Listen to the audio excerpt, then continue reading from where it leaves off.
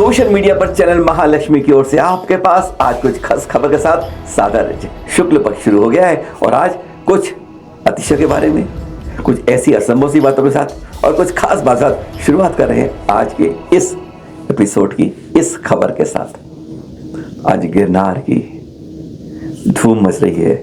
दिगंबरा दिगंबरा, महासाहू महासाहू महासाहू दिगंबरा, जय नेमिनाथ जय नेमिनाथ। आज गिरनार में हो रही है गूंज, पर यह नहीं, पर उसकी गूंज की नेमिनाथ आवाज जैसे राजस्थान पहुंच गई।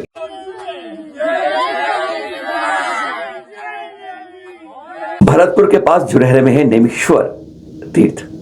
चलन महालक्ष्मी टीम वहां गई थी कुछ समय पहले और यह आज चर्चा में आ गया कल, जहां एक तरफ गिरनार में जयकारे लग रही थी, आवाजें उठ रही थी, दिगंबर संतों की वंदना हो रही थी, अरे हजारों जैनों की वंदना हो रही थी। शायद पहली बार कह सकते थे जिस दिन जैन ज्यादा हो रहे थे, लगभग ऐसा लग रहा। और यहां पर नेमिश्वर तीर्थ पर वहां की खुशियां देखती देखती जैसे स्वर्ग से ऊपर से धरा से देव अभिषेक करने को यहां आतुर हो रही थी।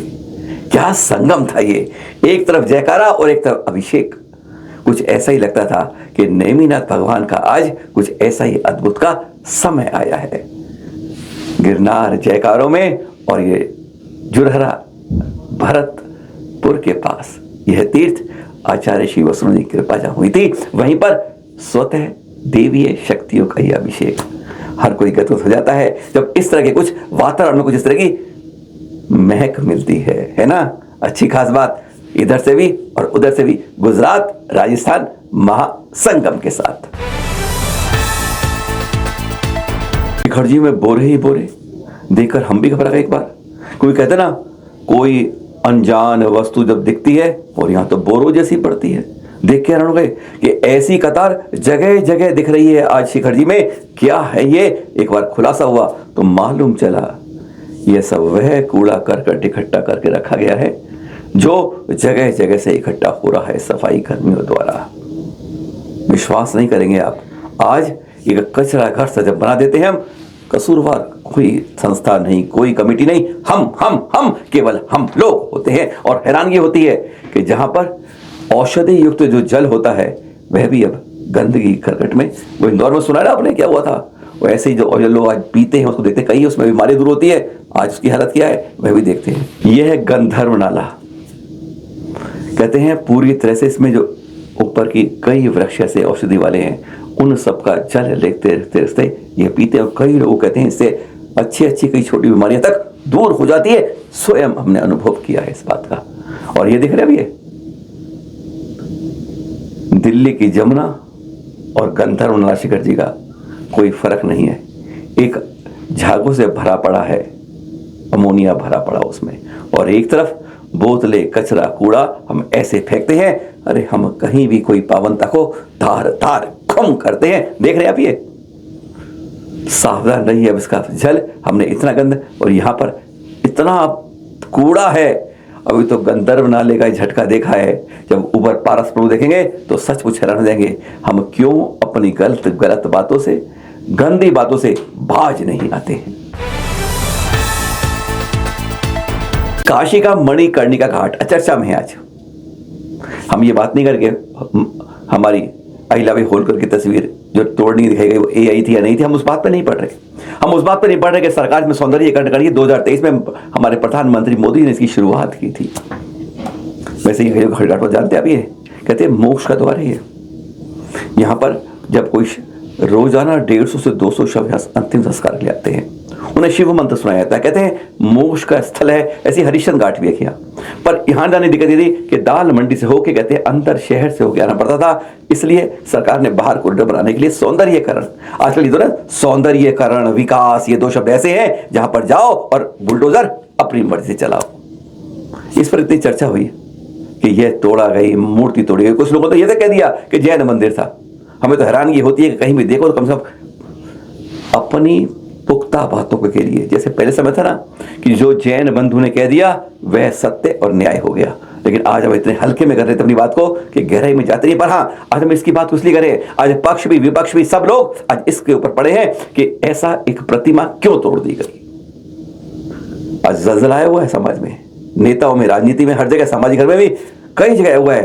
पर आज हम दिखा क्यों रहे हैं? दिखा इसलिए रहे हैं इन चित्रों के कारण। यह उज्जैन में नयापुरम में मुख्यमंत्री नामा के बस उसी क्षेत्र का है क्षेत्र, जहां पे 450 साल सारा दिगंबर जैन मंदिर जब पारस प्रभु का 28वां मोक्षरणक 29वां जन्म प्रलय पूरा देश मनाता है, तो अब यहां पर बुलडोजर चलता है सरकार सौंदर्यीकरण के लिए, सड़क को चौड़ीकरण करने के लिए। पर हम में से कोई बोलता नहीं है, ना हम बोल पाते। अरे हम तो अपने बुलडोजर अपने आप चलाते हैं। कितना अफसोस होता है। आज जैन समाज कितना कमजोर बन गया है। अपने ही द्वारा ये बुलडोजर चलाएगा। किसी ने आवाज उठाई कि सड़क को चौड़ा करने के बहाने आप इस तरह से मंदिर, 450 साल पुराने मंदिर की बात कर रहे हैं। अरे उससे पुराना 1770 की अहिल्याबाई होलकर की तस्वीर जिन्होंने जीर्णोद्धार किया था, वहां के लिए इतना बफेला, और वहां के लिए कोई कुछ नहीं बोला। किसी के मुंह से चू नहीं निकली, और जहां वो जो चू करने वाले थे उनकी वजह से बोलती बंद कर दी गई। आज जैन समाज के साथ यही व्यवहार हो रहा है। आज हम इसलिए दिखा रहे हैं, एक तरफ पूरे सत्ता, सरकार, विपक्ष सब लगे हुए हैं, एआई की बातों को बताने लगे हैं। झूठी बात है, सच्ची बात है। सरकार में से मणिकर्णिका में अहिल्याबाई की तस्वीर पूरी जी की हमने संरक्षित रखी हुई है, उसकी फोटो भी नहीं आई है। पर यहां पर इस तरह बुलडोजर चला, तब किसी के मुंह से चू नहीं आया। आज अफसोस ही है, चुन चुन कर बात की जाती है, चुन चुन। यहां पर नया में 2 और मंदिर से उनको बाकायदा चौराहे बना के सौंदर्यीकरण कर लिया गया, लेकिन इस पर बुलडोजर चला, यह भी अपने हाथों से।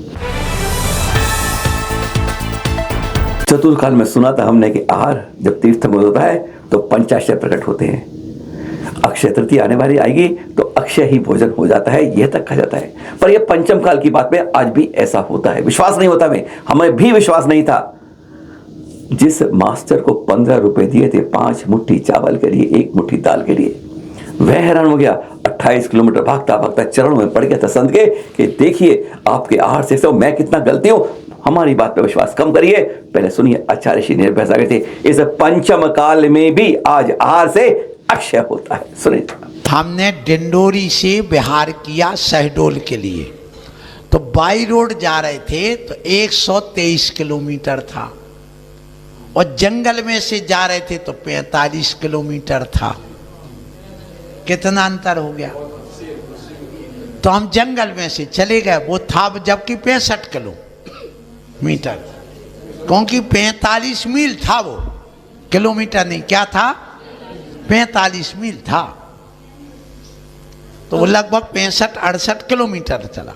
तो हम लोग चलते गए, शाम को चल लिया लगभग 22 किलोमीटर, सुबह फिर चले 18 किलोमीटर, फिर चल लिया 40 किलोमीटर हो गया। नारायणडी गांव में पहुंचे, वो जंगल में कुछ नहीं था। अब सुन लो आहार कैसे दिया होगा, मेरी घटना सुन लो।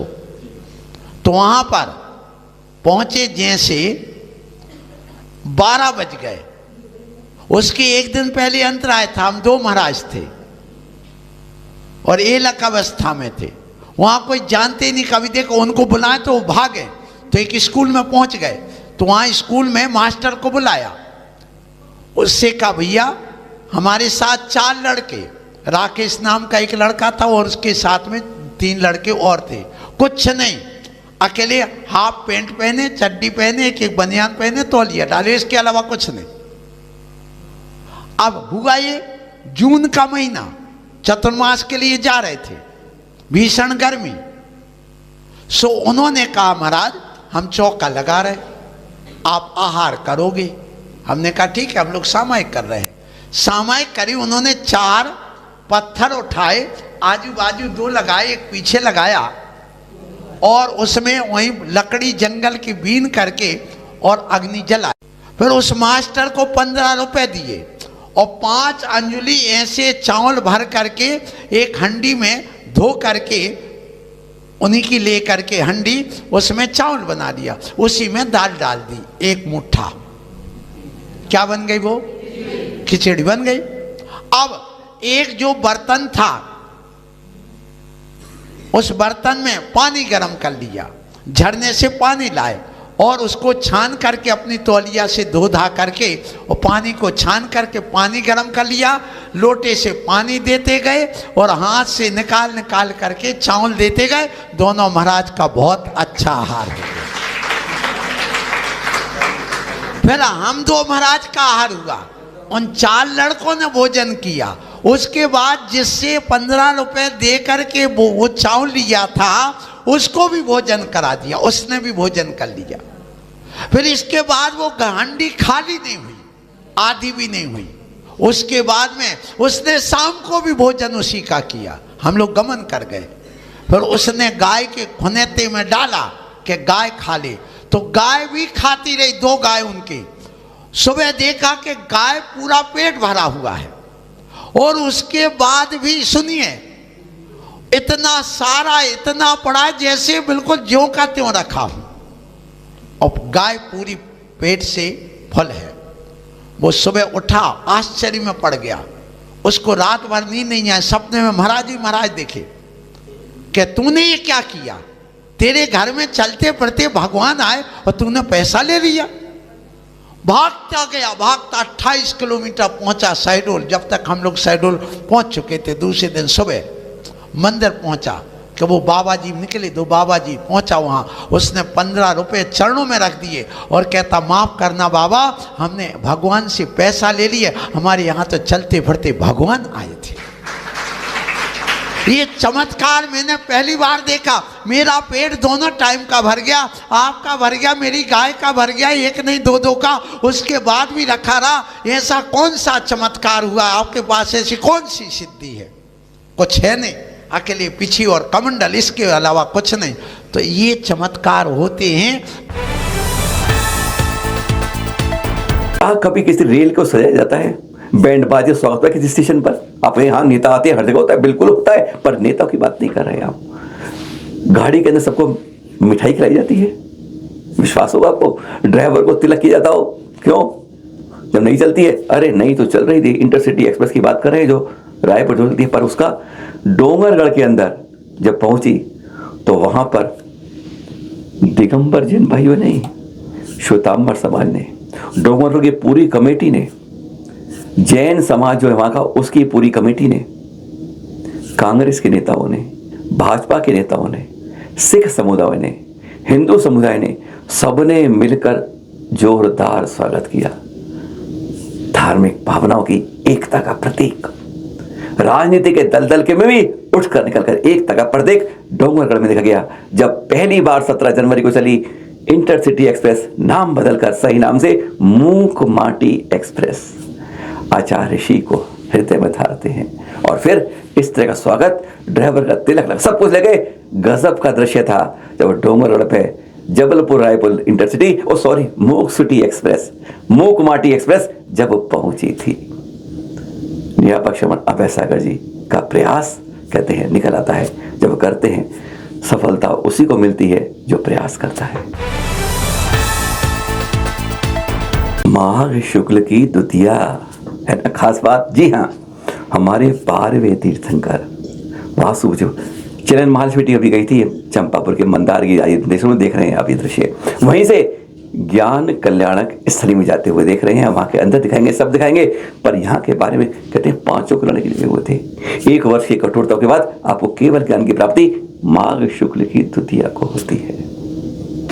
मनोहर वन में पाटन वृक्ष से, अब ये वन नहीं रहा है, अब तो बिल्कुल गंजा पहाड़ हो गया है, जिस पर हमारी सीमाएं बांधी है। दूसरा, बेसीमा के आज काम हो रहा है। यहाँ पर प्रतिमा विराजमान है, 3 तरह के चरण हैं, तप, ज्ञान, मोक्ष लगे। चंपापुर में जन्म तप है, और यहाँ पर है 3 कल्याणक। ऐसा है आपके 78 किलोमीटर विस्तृत समोच्च की रचना करता है। और अब केवली काल था 54 लाख वर्ष में 1 वर्ष कम का, यानी 53,99,999 वर्ष का। ऐसा पहले बाल ब्रह्मचारी, 5 कल्याणक वाले एकमात्र तीर्थंकर।